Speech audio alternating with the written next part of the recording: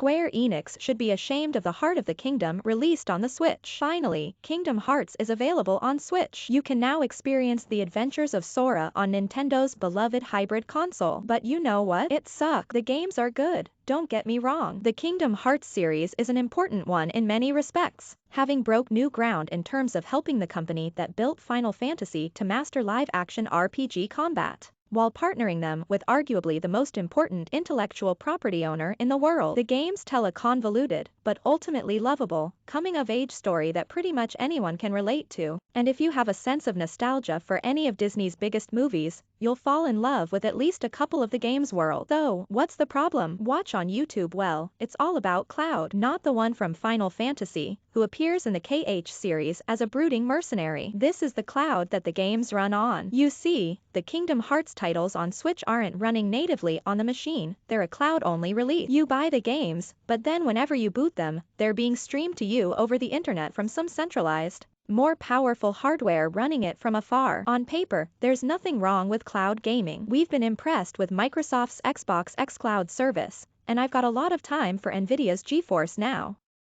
PlayStation has its version, too. But there's a difference here. These services are all used as an option to squeeze in a bit of exploration of Sea of Thieves when you're waiting in the doctor's office, or to stream Evil Genius 2 to your TV rather than playing it on your PC. You still have the option to hop back over to native hardware and to all the benefits that bestows. Not so for the Switch's cloud-based game releases. Kingdom Hearts isn't the first. For the record, Control, Hitman 3, and a smattering of other titles released on the machine this way. And Square Enix's own Marvel Guardians of the Galaxy game did the same. There's a difference in these games, however, they're all full-fat new generation games that would otherwise likely be impossible or very difficult to shrink to the Switch. And that's where I get hung up on Kingdom Hearts. This collection includes a slew of Kingdom Hearts games, but all but 2 of them are essentially, well, they're PlayStation 2 games, or specifically, they're PlayStation 3 remasters of PS2 games. These things could run natively on Switch. They should be running natively on Switch. Kingdom Hearts 1.5 HD Remix was a remaster first released on PS3 in 2013. Including the first Kingdom Hearts Plus spin-off Chain of Memories. A PS4 version was released in 2017,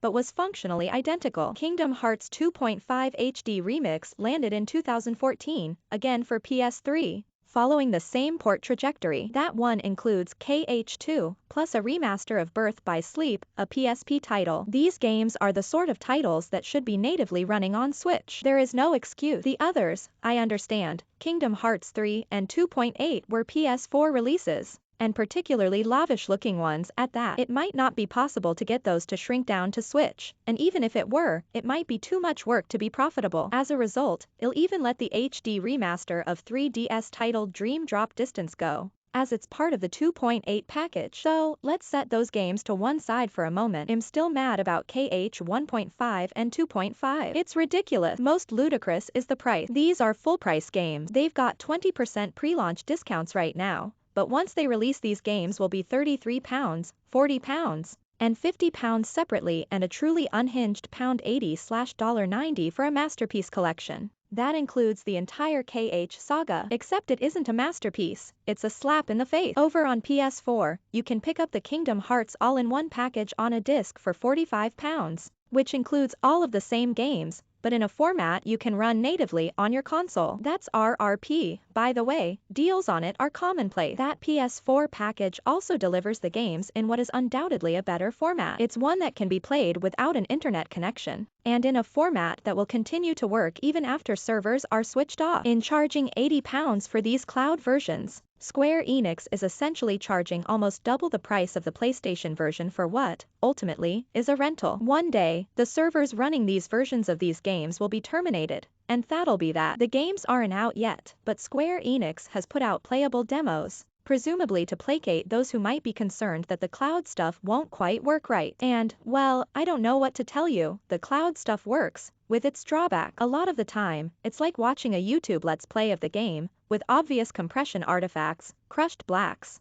and inconsistent pacing as the streaming does a back and forth. Switch OLED owners or those with the Ethernet adapter will have better results playing wired. But I experienced choppiness on a gigabit connection, with the Switch wired in. Regardless, mileage varies with the games, too. The simpler, cleaner PS2 games fare better than KH3. which with its ramped up detail and intricacy gives way to streaming muddiness far more easily. But that's something you can accept and understand in the case of games that otherwise wouldn't be likely to run on Switch at all. That simply isn't the case for most of these games. If this package had included native ports of the first 2 games but cloud for the others, I'd have understood and even accepted the price. Instead, all of the games are compromised, and it's still expensive. I don't know why this has happened, but I can take a guess. I think probably the actual Kingdom Hearts team in Osaka is full steam ahead on the next Kingdom Hearts title. And though there was a desire to port the games to Switch, there for some reason wasn't the bandwidth to do this internally or a willingness to farm it out to an external studio. Though we get this shitty, messy compromise, I understand porting games is hard work, but the market is clearly there for these titles on Switch. The excitement for Sora and Smash proved it. There's little excuse for a PS3 game to not be ported natively to Switch, leave alone PS3 ports of PS2 and PSP games. Anyway, the games are playable on Switch. Congratulations and well done to all involved. It's not a version anyone should be aiming to play, though. You can't even take Kingdom Hearts on a flight or a train, one of the great joys of Switch ports, because you need a constant, stable,